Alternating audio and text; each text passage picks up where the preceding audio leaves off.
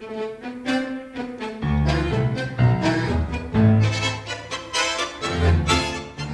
is all the idea, and why the people were asking those days in the 1980s how we dance tango and why we do these things like this, and if it was all choreography, and I said no, tango is very simple. It's like a language, and this is the way I teach, and I understand this way, right? Tango is like a language, any other language. It's different than any other dance. And it's a bridge between the Argentinian tango, where the tango was born, and the American tango. It's two different perspectives and views. The American tango, which you usually see Schwarzenegger and all these artists doing in the movie, they're all choreographed and they have set moves for that.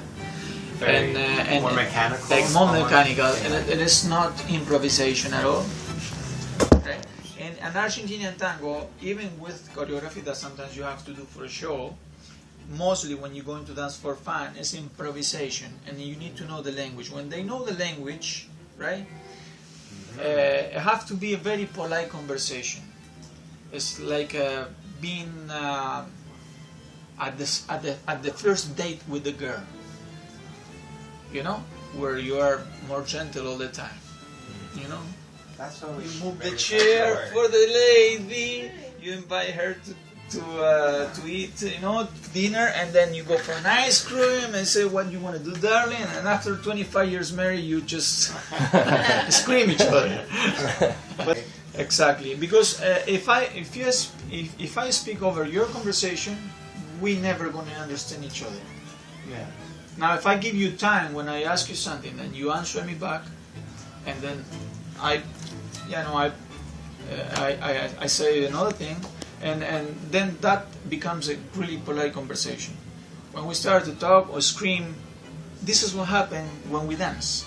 When I start to move her before she answered me what I asked her to do before, okay, yeah, then it starts to be. This is why I related like a conversation and a metaphor way.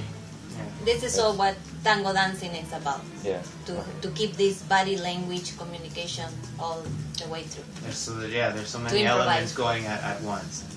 So people were so interested because they saw difference between that dance and whatever is salsa and whatever is this, whatever is that, because that was said. And this is, oh my God, without even talking, a mute conversation, I can have a really chat with this person in front of me. And the embrace.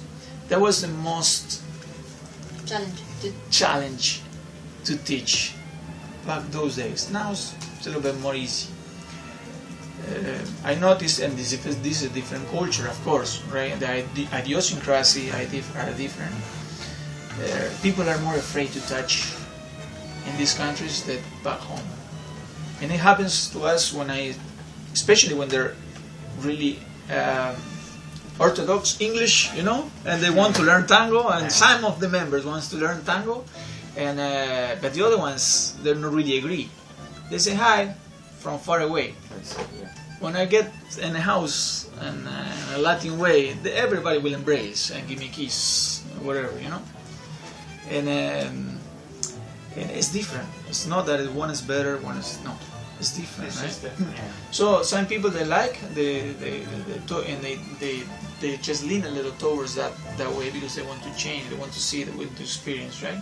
The idea is that to teach the embrace was a little bit hard because, like I said, the people are afraid to touch.